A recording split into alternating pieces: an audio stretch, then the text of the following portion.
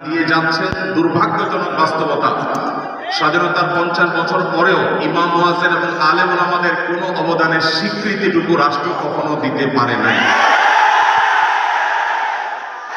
আজও বাংলাদেশের চেহারাকে যদি পরিবর্তন করে দিতে হয়, আজও বাংলাদেশকে যদি স্বনির্ভর করতে হয়, আজও বাংলাদেশের পরিবেশ সচেতনতা সৃষ্টি করে যদি সাফল্য অর্জন করতে হয়, পরিবেশ বিপর্যয় যদি রোধ করতে হয়, যে কোনো দুর্যোগ মোকাবেলা যদি সফলভাবে করতে হয়, দেশের শুধু মসজিদগুলোকে ইমাম মুয়াজ্জিনদেরকে যদি রাষ্ট্র ওন করে, ইমাম মুয়াজ্জিনদেরকে যদি সে সুযোগ দেয়, তাদেরকে যদি অন্তত কাজ করবার পরিবেশটা করে দেয়, আমার বিশ্বাস বাংলাদেশের চেহারা পরিবর্তন করতে আর কোনো কিছুর তেমন বেশি প্রয়োজন নেই।